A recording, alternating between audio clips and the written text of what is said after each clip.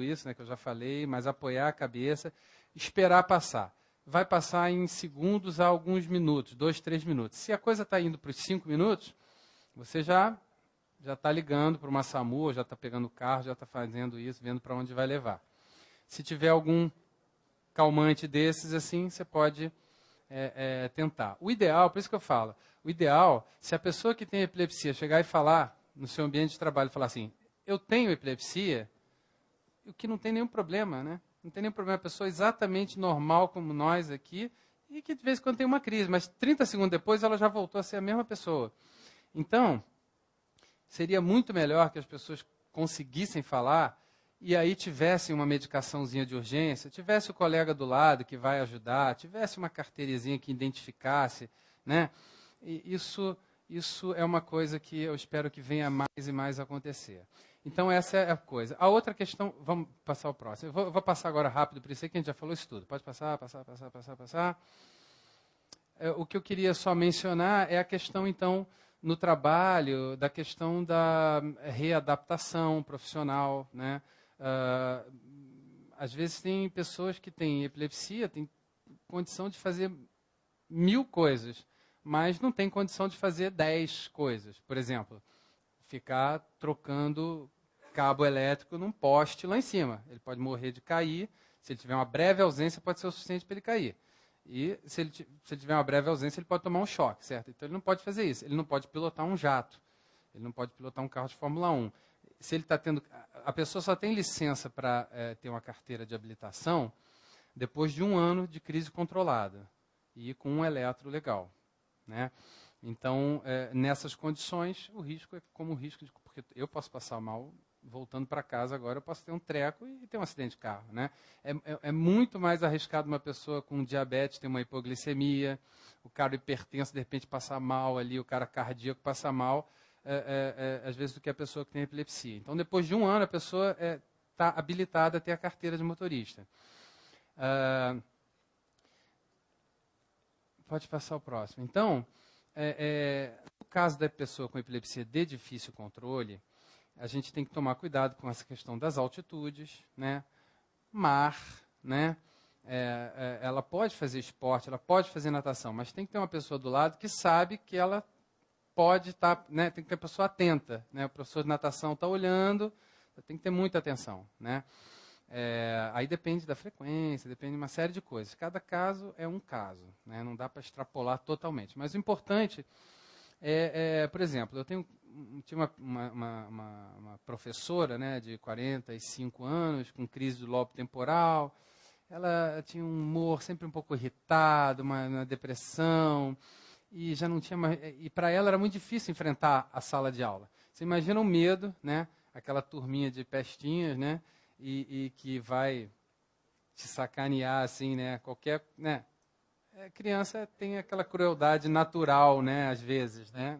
Graças a Deus, cada vez menos, mas então a pessoa fica com medo de se expor ali, de fazer uma cara estranha, aí dos alunos daqui a pouco, aquela professora que é maluca, entendeu? Então, aquilo para ela era um estresse. Ela foi aquela pessoa que eu falei que, ao atravessar a rua, teve uma crise, e quando ela olhou assim, tinha quase um caminhão atropelando ela. Então, ela ficou com pânico, não saía mais de casa, e a cirurgia dela demorou a sair, porque não conseguia fazer um exame do plano.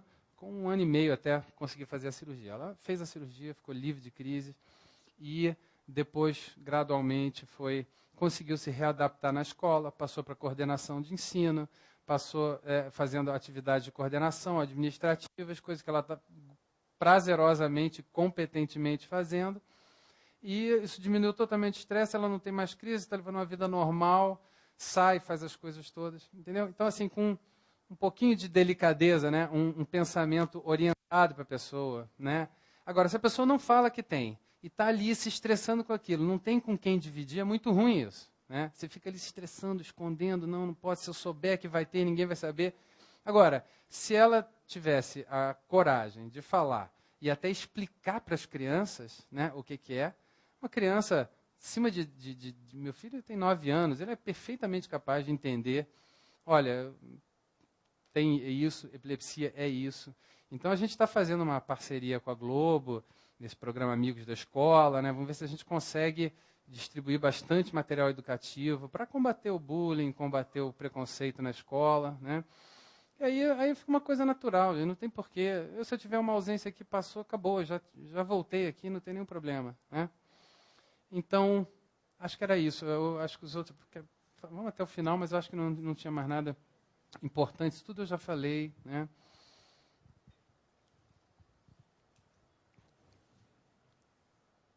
Isso tudo eu já fui falando. Então, a questão... então, eu só queria deixar esse slide aqui para a gente mencionar, então, esse ciclo aqui, né? Então, as crises frequentes, quando elas são frequentes, né, elas geram uma dificuldade. Por exemplo, eu tenho uma paciente minha que ela concluiu o estudo dela, se formou em Direito. Quando ela vai fazer uma prova, ela fica tão estressada, ela tem crises raras, mas ela não é capaz de falar para a pessoa. Ninguém que tem epilepsia fala na hora de uma entrevista de trabalho que tem epilepsia. E aí, mas se eu fosse um empregador, eu ia falar, muito bem, parabéns, você está contratada. Então, ela, na hora da entrevista, ela ficava tão nervosa que ela tinha, né, o estresse, coisas que facilitam a crise, dormir pouco, álcool, estresse. Então, ela chegava na hora da entrevista e tinha crise, e aí a coisa não acontecia. Então, o índice de desemprego nas pessoas com epilepsia, o índice geral de desemprego é o dobro da população que não tem epilepsia. Agora, o índice de desemprego nas pessoas que têm epilepsia, como eu falei já no início, mas só refrescando, às vezes ultrapassa 50% das pessoas, né? Então, é importante aqui a gente tratar, esses fatores aqui são os principais fatores de queda da qualidade de vida. Ansiedade, depressão, às vezes mais do que a crise. Se você trata a depressão da pessoa, trata a ansiedade, mesmo tendo uma crise aqui, outra colar, fazendo uma boa orientação psicológica, ela vive super bem. Se você não detecta isso, não trata isso, aí você caminha para o isolamento social, perda da autonomia, aí tem muita perda de escola e de trabalho. Então, eu quero destacar aqui o papel importante das redes sociais na internet, a Associação Brasileira de Epilepsia, novamente, amanhã tem reunião lá no Hospital da Lagoa, mas não vai não, porque eu vou falar essa mesma coisa que eu estou falando aqui, eu vou fazer lá. Vai na próxima. Então, baixa escolaridade, baixo nível de emprego, baixa renda, desemprego são bem mais frequentes nessa população de difícil controle.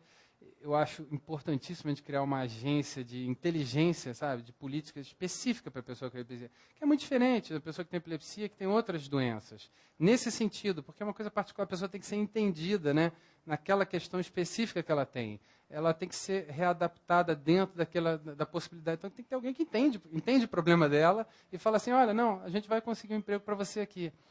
E na Alemanha, onde eu fiquei lá durante 3 anos, tinha um bairro lá que era só de oficinas de reabilitação, de orientação vocacional, um bairro inteiro. Então, principalmente na população de baixa renda, né, e aqui no Rio a gente tem realmente uma dificuldade de acesso a remédios, acesso aos exames, acesso à cirurgia, acesso à dieta. Então, isso facilita mais ainda as crises. Então, a gente tem que criar centros, tem que educar os profissionais, tem que ter políticas específicas, tem que ter rede social, porque a rede social dá um sustento. A pessoa que tem epilepsia, que vai lá na reunião da Associação Brasileira de Epilepsia, aí ela finalmente sente a vontade de chegar em público e falar assim, não, porque a minha crise é assim, a minha epilepsia é assim. E aí quando tem, eu tenho isso, eu tenho aquilo, entendeu? Aí a pessoa não tem medo, porque sabe que as outras pessoas têm ali, todo mundo entende o que ela está falando. Ninguém vai achar que ela é maluca, ninguém vai achar que ela é drogada, ninguém vai achar nada disso. Então, é muito importante a construção dessas redes sociais. Então, gente, desculpa aí, abusei do tempo aí. Obrigado pela atenção de vocês. Eu fico à disposição. Eu não vou poder ficar mais para pergunta, porque eu tenho uma outra palestra para correr. Então, eu vou ter que me despedir de vocês. Bom, gente, eu quero agradecer ao doutor Eduardo Faveret essa essa oportunidade única que nós tivemos aqui de entender um pouco mais esse importante contexto, né, de uma questão social, né, e que está entre nós, né? Parabenizar os nossos membros da CIPA por mais essa palestra, esse evento, e reforçar com todos o nosso compromisso com a segurança, com a prevenção de acidentes, com a manutenção de um ambiente organizado, limpo, saudável, né? E que nós temos que ser exemplo para isso, porque essa é uma casa de educação, é aqui que nós formamos profissionais, e nós temos que rigorosamente ser exemplares nesse processo.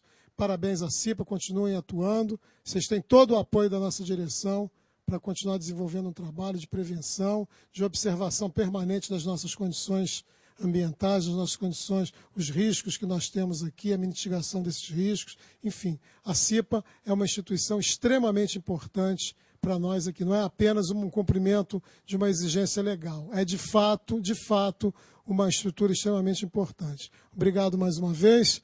E acho que a gente está na hora de ir para o almoço, senão a gente perde lá o restaurante. Vocês devem estar ansiosos, né? Então vamos lá, gente. Obrigado.